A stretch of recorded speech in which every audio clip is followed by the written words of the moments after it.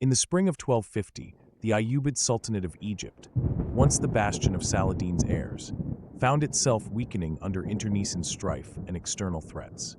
The Seventh Crusade, led by Louis IX of France, had descended upon Damietta in 1249, capturing the city and demanding enormous ransoms. Into this maelstrom stepped the Mamluks, a group of elite slave soldiers of predominantly Turkic and Caucasian origin who had been trained and emancipated under the Ayyubid princes. As the Crusaders pressed toward Cairo, the Ayyubid Sultan Al-Salih Ayyub died, leaving a power vacuum. Rather than accept the installation of a child sultan or further Ayyubid infighting, the Mamluks convened in a hastily assembled council and proclaimed their commander, Aybak, as sultan in May 1250, marking the first explicit seizure of power by the Mamluk institution. Aybak's accession was no mere coup. It reflected a profound institutional shift. The Mamluks, trained at the citadel of Cairo and personally loyal to their masters, possessed both military prowess and administrative experience. Whereas Ayyubid princes had relied on tribal cavalry and fractious Syrian fiefholders, the Mamluks formed a disciplined corps whose cohesion derived from shared training, pay, and the prospect of manumission. Aybak immediately moved to consolidate power. He negotiated ransom payments to free the captured Louis IX, successfully securing the Crusaders' withdrawal, while simultaneously purging Ayyubid loyalists from key governorships in Alexandria, Ascalon, and the Nile Delta. This foundational decade witnessed the crystallization of two vital principles that would define the Mamluk Sultanate. First, military authority became synonymous with political legitimacy. Aybak's right to rule rested not on dynastic inheritance, but on his ability to command Mamluk loyalty and to defend Egypt's frontiers. Second, the Mamluk system institutionalized the cycle of slave recruitment, training, promotion, and manumission. Each new cohort of slave recruits from the Eurasian steppes was inducted into the Sultan's household, schooled in horsemanship, archery, and Islamic jurisprudence, and gradually advanced through the ranks. Upon manumission, they became emirs or commanders, granted fiefs and revenues, yet bound by oath to their sultan and to the broader Mamluk hierarchy. Aybak's sudden assassination in 1257 by his own Mamluk lieutenant prompted the rise of Aybak's widow, Shajar al-Dur, a former Turkish slave who had effectively governed during the interregnum. Her brief tenure underscored the Mamluk system's flexibility. Power could reside with a formerly enslaved woman so long as she commanded the loyalty of the emirs. Yet the threat of Ayyubid counterattack from Syria compelled the Mamluks to seek a more universally recognized sultan. They turned to Aybak's former lieutenant, Qutuz, whose reputation for courage and battlefield acumen promised to stabilize the realm. By late 1258, Qutuz was enthroned in Cairo, setting the stage for the decisive moment when the Mamluks would prove their mastery over both domestic politics and Egypt's destiny. The year 1260 stands as the turning point when the Mamluk Sultanate transitioned from a nascent regime into a regional colossus. In September of that year, Sultan Qutuz and his most formidable lieutenant, Baybars al-Bundukdari, led a Syrian-Egyptian Mamluk army northward to confront the Mongol juggernaut at Ain Jalut. There, in the Jezreel Valley, the smaller Mamluk force executed a daring ambush, shattering Hulagu's elite cavalry and halting the Mongol advance into the Levant. The triumph at Ain Jalut was not merely a military feat. It conferred upon the Mamluks the mantle of Islam's defenders, earning them the loyalty of Sunni populations from Cairo to Damascus and cementing their legitimacy.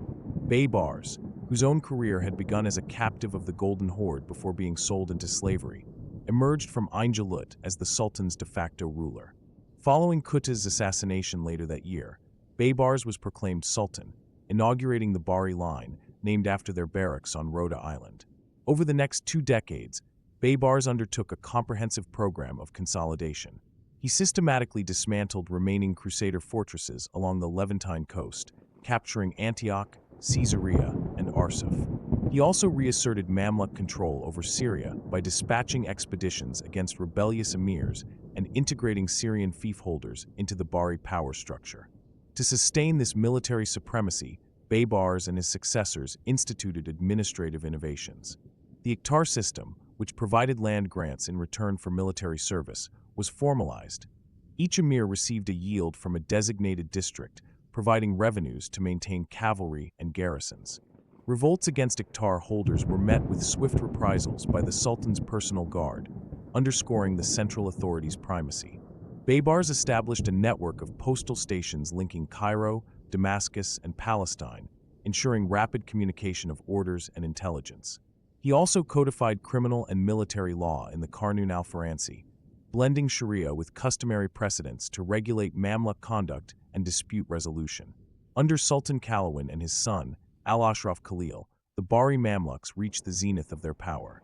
In 1291, Al-Ashraf Khalil captured Tripoli, the last Crusader stronghold in the eastern Mediterranean, thus completing the expulsion of Frankish rule from the Levant. Simultaneously, Bahri emirs fortified Egypt's frontiers against Bedouin incursions and organized punitive raids into Nubia, securing the southern Nile. Cairo, as the administrative nexus, flourished. Monumental complexes such as Baybar's Mosque and Qalawun's Madrasa established the city as a center of Islamic learning and architecture. Economically, the Bahri period leveraged Egypt's strategic location astride the Red Sea trade route. Mamluk policy encouraged merchants from Syria, Yemen, and the Horn of Africa to dock at Adhab and Suez, funneling goods such as Indian spices and African gold through Cairo's bazaars. Customs revenues funded both the Mamluk army and the building of khanqahs, hospitals, and caravanserais. Yet this prosperity depended on the personal rule of strong sultans. Palace coups, factional rivalries among emirs, and the vulnerability of a slave-soldier aristocracy would later undermine these achievements. By 1382, the Bahri line's internal cohesion fractured amid succession crises, assassinations, and competition from the emerging Burji Mamluks. A new cadre of Circassian recruits quartered in the towers of the citadel. Nevertheless, the century of Bahri ascendancy, from the fields of Ain Jalut to the fall of the last Crusader kingdom, had firmly established the Mamluk Sultanate as the preeminent power in the eastern Mediterranean and protector of Sunni Islam. Their mastery of both martial and administrative arts set a standard that would endure through the later Burji era and beyond. In the mid-13th century, the Mamluk Sultanate confronted twin existential perils: the relentless advance of the Mongol hordes from the east and the lingering presence of Crusader states along the Levantine coast. It was the Mamluks' battlefield prowess and strategic acumen that not only saved Egypt and Syria from conquest, but also established the Sultanate's reputation as Islam's foremost defenders. The Mongol menace crystallized with Hulagu Khan's westward push following his capture of Baghdad in 1258. By 1260, Mongol detachments had overrun northern Iraq and eastern Anatolia, and small expeditions probed into Syria. Sultan Qutuz, newly enthroned in Cairo, understood the stakes. A Mongol march on Damascus would leave Egypt isolated. He dispatched Baybar's al-Bundakdari to rally Syrian garrisons and secured the reluctant cooperation of regional emirs. In early September 1260, the combined force advanced into the Jezreel Valley, choosing Ain Jalut as its battleground. There, amid steep ridges and olive groves, the Mamluk cavalry feigned a retreat before plunging into a devastating counterattack. Mongol commanders, unaccustomed to disciplined archery volleys and heavy cavalry charges in rugged terrain, faltered. The battle's outcome shattered the aura of Mongol invincibility and halted further incursions into the Levant. Baybars personally executed the captured Mongol general, Kitbukar, a symbolic act that reverberated across the Muslim world. Buoyed by their success at Ain Jalut, the Mamluks pursued the retreating Mongols into Syria. Under Baybar's leadership, they fortified Damascus, Aleppo, and Homs with new citadels and garrisoned troops to deter future raids. In 1263, Baybars negotiated a nominal peace with Hulagu's successor in Persia, leveraging his military triumph to secure recognition of Mamluk sovereignty over Syria. For 3 decades thereafter, the Sultanate absorbed refugees and scholars fleeing Mongol-ruled lands, further enriching its social and intellectual fabric. Parallel to the Eastern threat was the enduring challenge posed by the Crusader polities. Under Sultan Qalawun and his son, Al-Ashraf Khalil, campaigns systematically dismantled coastal fortresses from Tortosa to Tripoli. These operations combined blockade, siege artillery, and naval cooperation with Syrian allies. The capture of Tripoli in April 1289 and Latakia in 1287 stripped the Crusader states of their supply lines, culminating in Acre's capitulation. With the loss of their Levantine bases, European crusading endeavors faded, and the Mediterranean balance of power irrevocably shifted in favor of the Mamluks. These military triumphs carried profound political and religious significance.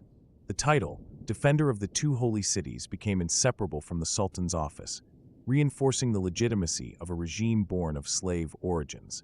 Friday sermons in mosques from Cairo to Jerusalem invoked the Sultan's name, symbolizing divine endorsement of Mamluk rule.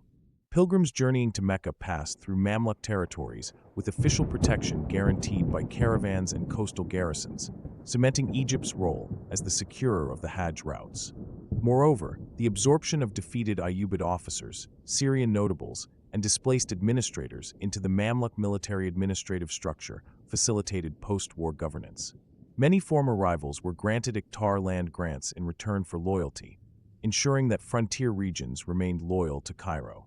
The Mamluks' capacity to integrate diverse groups such as Turkic, Circassian, Syrian, and Arab into a unified fighting force underpinned their defensive successes and projected Mamluk power deep into the eastern Mediterranean.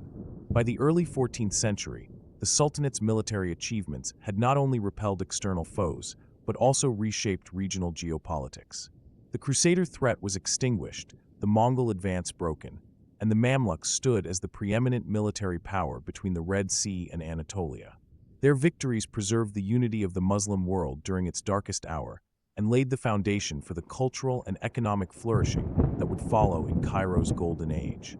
In the aftermath of decisive military victories, the Mamluk Sultanate channeled its energies into fostering an era of unprecedented prosperity and cultural efflorescence centered on Cairo.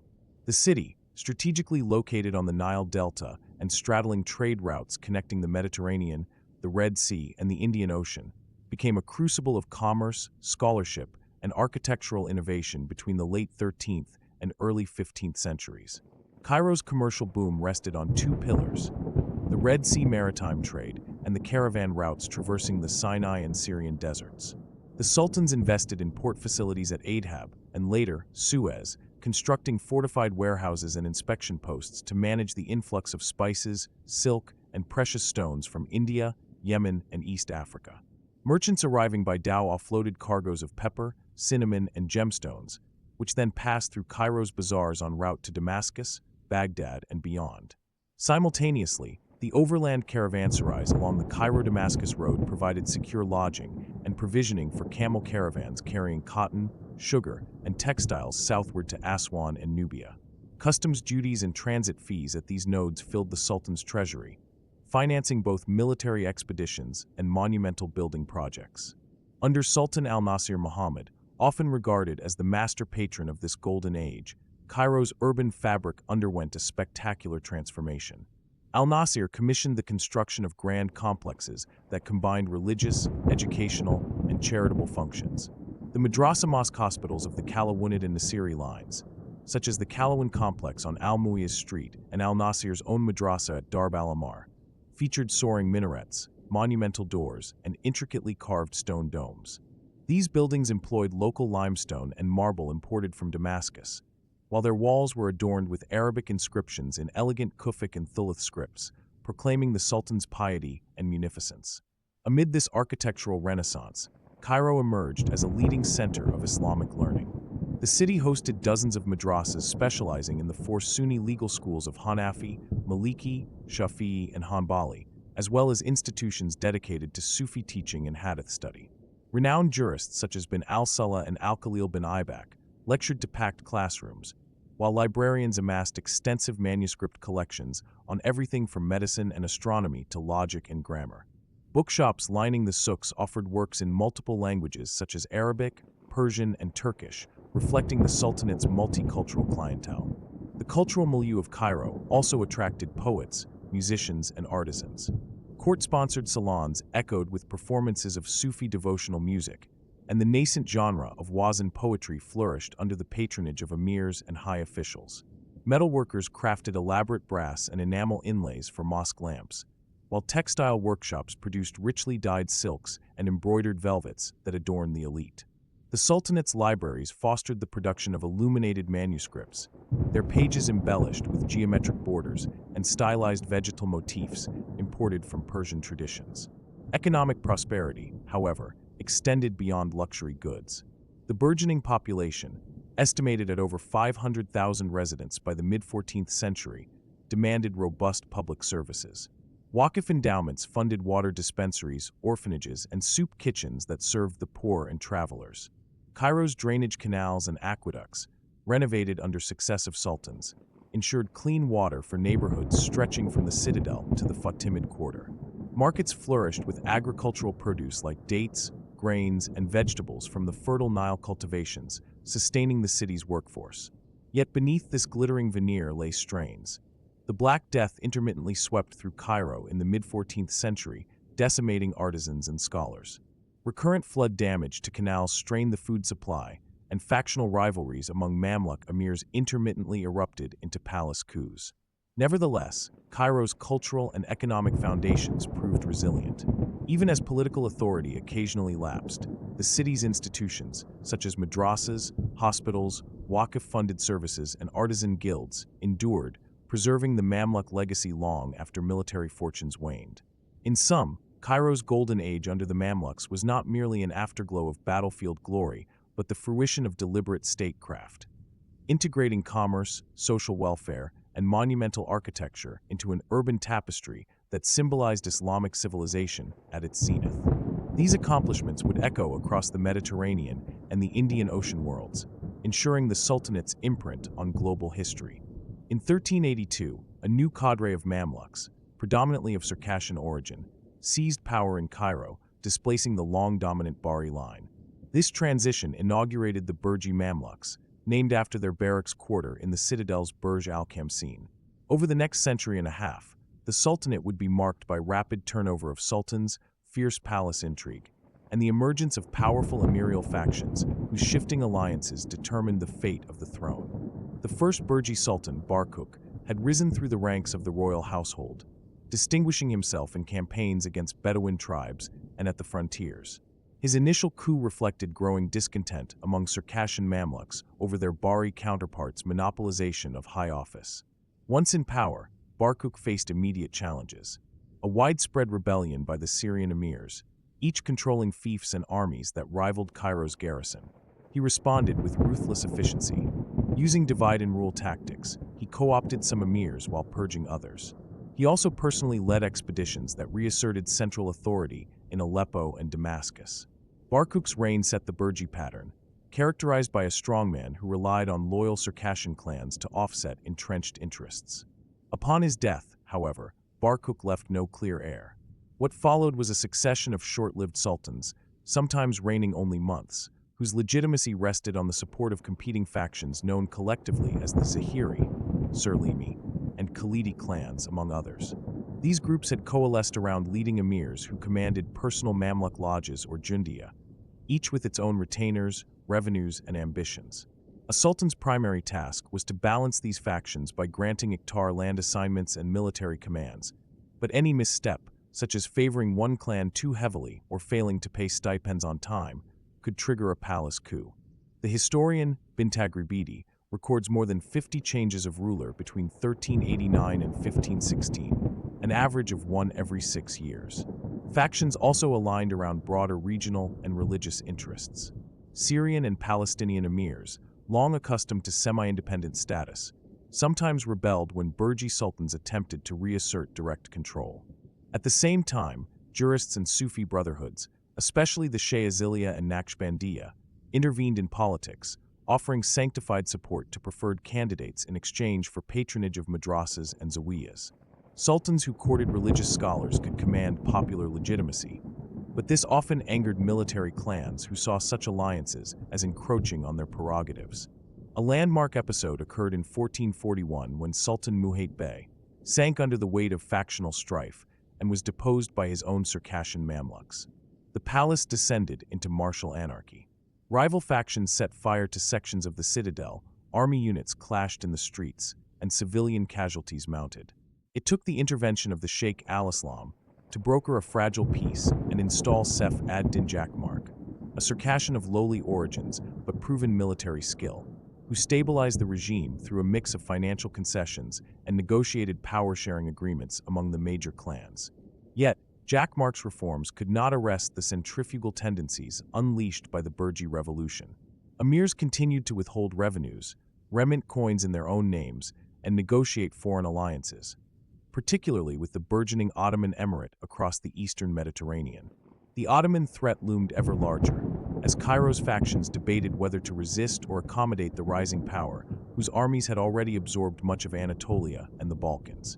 Burji sultans vacillated, some dispatching feudal expeditions in alliance with Muslim states in Anatolia, and others soliciting Ottoman support to fend off rival Mamluk clans. By the early 16th century, the Burji Sultanate's dynastic upheavals and factional fragmentation had eroded central authority to a dangerous degree.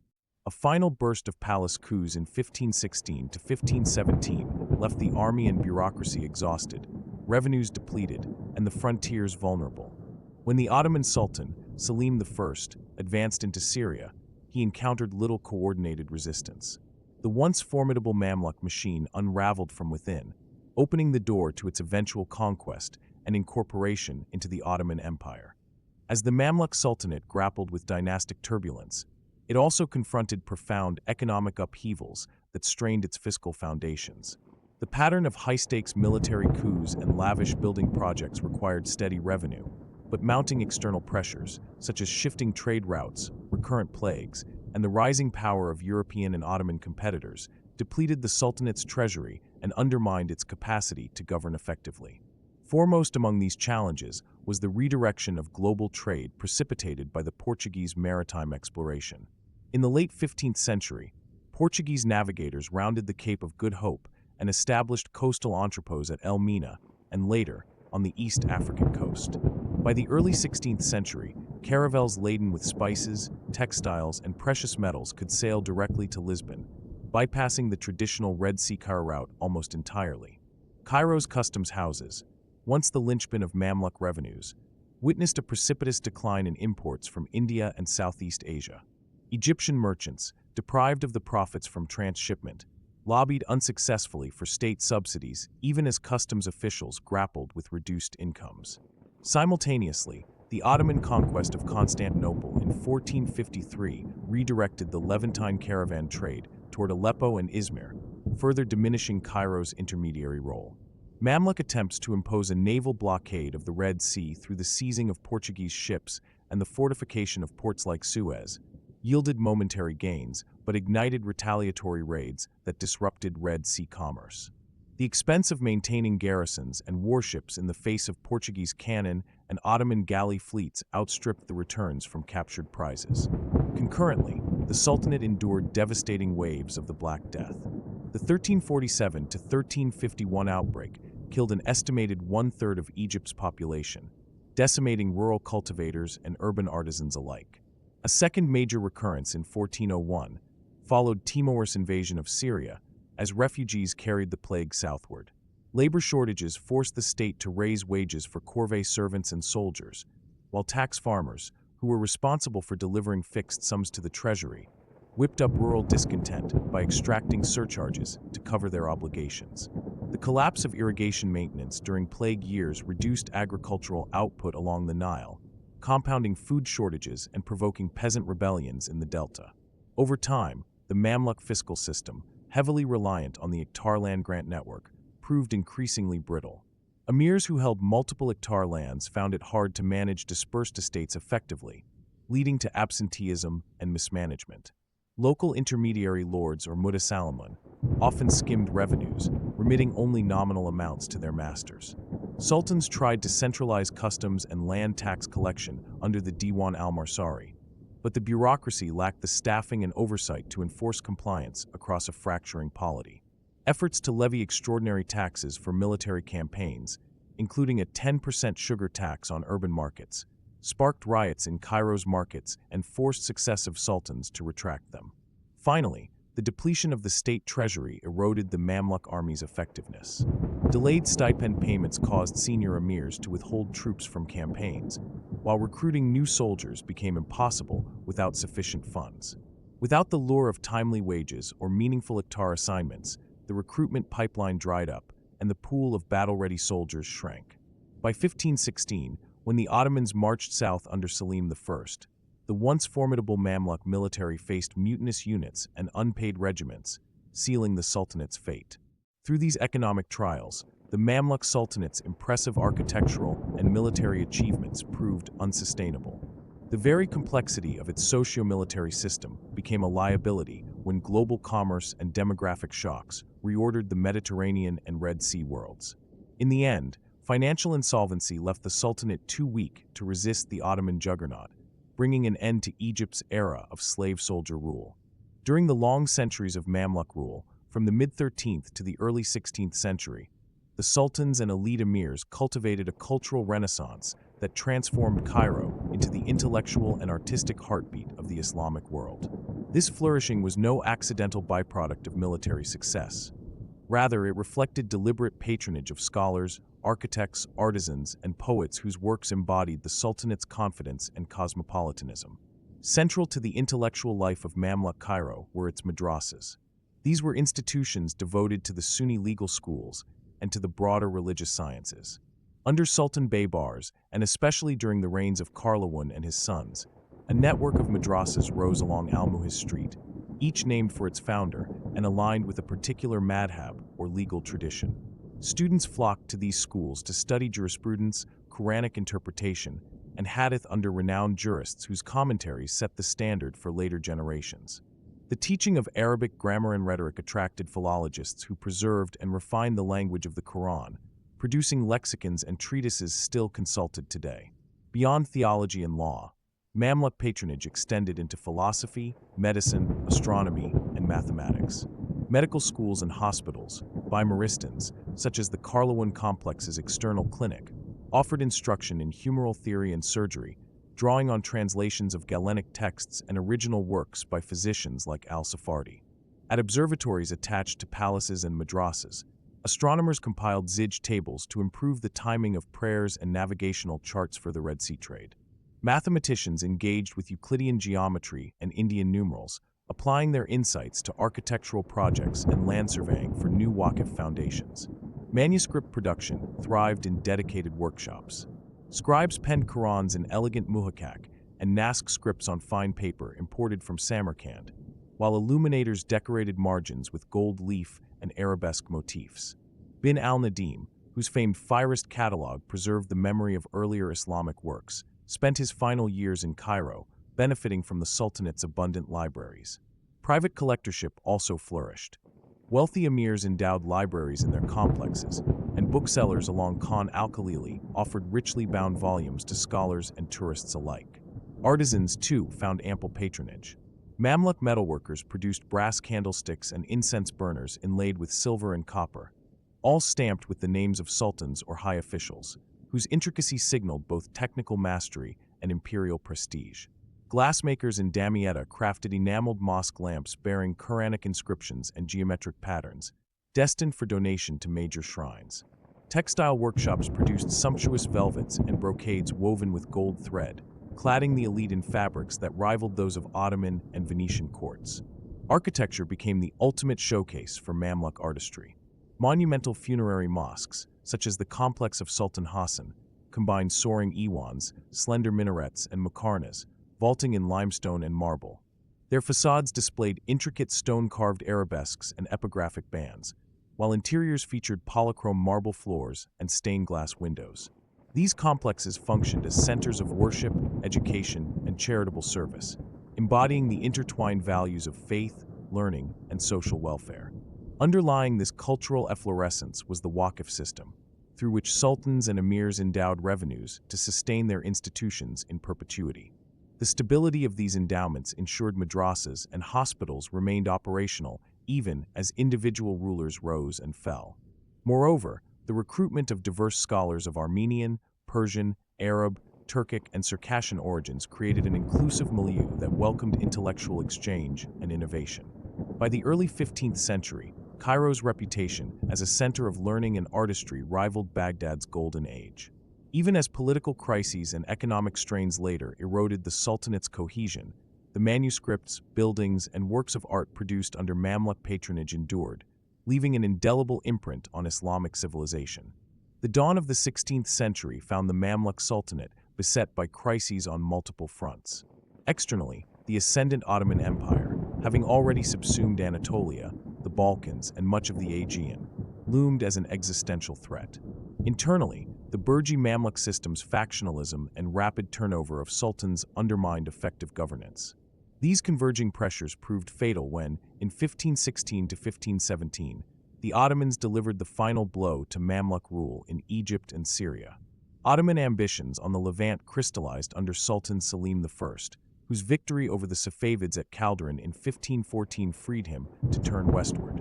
Claiming the mantle of Sunni protector against Shia encroachment, Selim sought not only strategic control of the eastern Mediterranean, but also the stewardship of Islam's holy cities.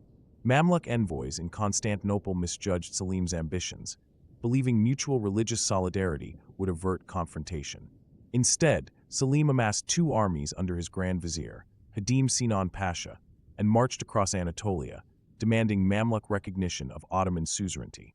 The Mamluk response was paralyzed by dynastic discord. At the death of Sultan al-Ghuri in 1516, his successor, Tumanbay II, a young Circassian Mamluk, struggled to unite the Burji factions. Some emirs advocated negotiation with the Ottomans, while others favored open war.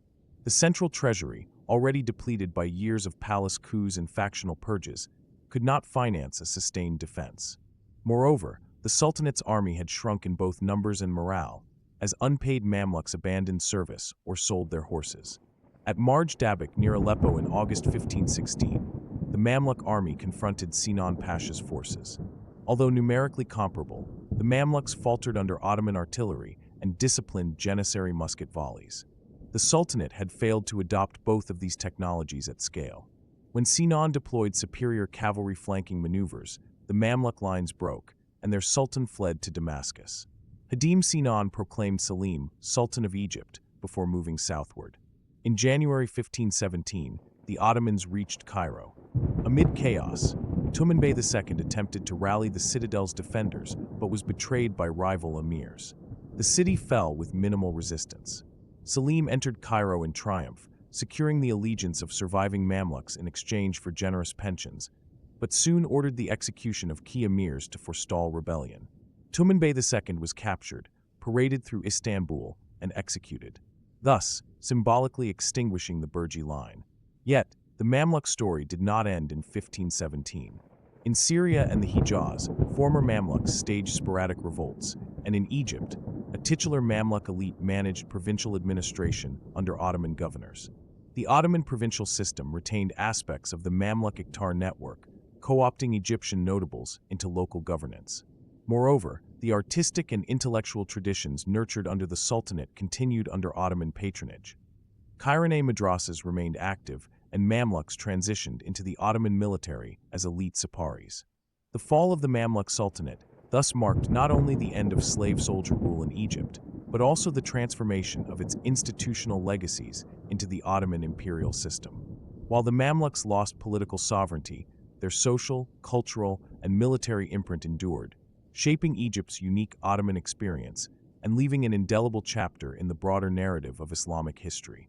When the Ottomans reached Cairo in January 1517, they recognized that outright suppression of the Mamluk caste would risk rebellion and administrative chaos. Consequently, Selim retained many Mamluk emirs in their fiefdoms, converting Iqtar grants into Timar assignments under Ottoman law. The former Sultan's palace and the network of Waqf-endowed institutions continued to function, now overseen by Ottoman governors and a new provincial bureaucracy staffed by both Turks and local notables. Cairo remained the empire's principal metropolis in the east, second only to Istanbul. Its bazaars still thronged with merchants from Africa, India, and the Levant. The survival of Mamluk elites within the Ottoman system ensured that key aspects of the Sultanate's legacy endured. Judicially, the four Sunni madhabs maintained their courts, staffed by judges trained in the Mamluk madrasas. These magistrates adjudicated according to a hybrid of Sharia and customary practice, preserving legal precedents established under Baybars and Karlawan. Educationally, the great madrasas along Al-Muhis Street continued to attract students, now funded by Ottoman Waqf endowments administered through the Ottoman court in Istanbul. Architecturally, Mamluk monuments such as mosques, madrasas, mausoleums, and caravanserais remained focal points of urban life. Ottoman authorities restored these structures and sometimes added imperial inscriptions or minor stylistic elements, but the characteristic stone-carved portals, soaring minarets, and Muqarnas vaults remained unaltered. In effect, Cairo became an open-air museum of Mamluk grandeur, testifying to a period when the city had outshone Damascus, Baghdad, and Istanbul in cultural patronage. Culturally, Mamluk contributions to literature, music, and the decorative arts resonated in Ottoman Egypt. Music ensembles preserved the Mamluk Samur, and local textile workshops continued to produce the supple velvets and brocades that had clothed sultans and dignitaries. Manuscript copying and illumination survived in the Cairo quarter of Darb al-Ammar, where master calligraphers trained under the last great Mamluk bibliophiles. Moreover, the Ottoman reliance on Mamluk cavalry in subsequent military campaigns against the Safavids and in the Hijaz underscored the enduring value of the slave soldier tradition. Only in the 19th century, under Muhammad Ali's reforms, would the Mamluk regiments be decisively dismantled as Egypt modernized its army along European lines. Yet until that point, the Mamluk ethos of loyalty, martial skill, and institutional privilege shaped Egypt's armed forces and societal hierarchies. In conclusion, the Ottoman conquest of 1517 closed the chapter on 6 centuries of Mamluk rule, but it did not erase the Sultanate's accomplishments. The administrative structures, legal practices, architectural masterpieces, and cultural institutions established under the Mamluks became integral to Ottoman provincial governance. Far from vanishing, the Mamluk legacy endured in the very foundations of modern Egyptian and Levantine society, a testament to the enduring power of an empire born of slave soldiers who rose to become patrons of Islam's golden age. Thank you for joining Ancient Odyssey on this journey through the rise and fall of the Mamluk Sultanate, from the fearless Mamluk slave soldiers who seized power to the era of Cairo's splendor and the dynasty's final confrontation with the Ottomans. If you enjoyed exploring the art, architecture, and epic battles that defined 6 centuries of Mamluk rule, please like this video, subscribe to Ancient Odyssey, and ring the bell so you never miss our next deep dive into history's greatest empires. Share in the comments which Mamluk achievement fascinated you most. Until next time, stay curious.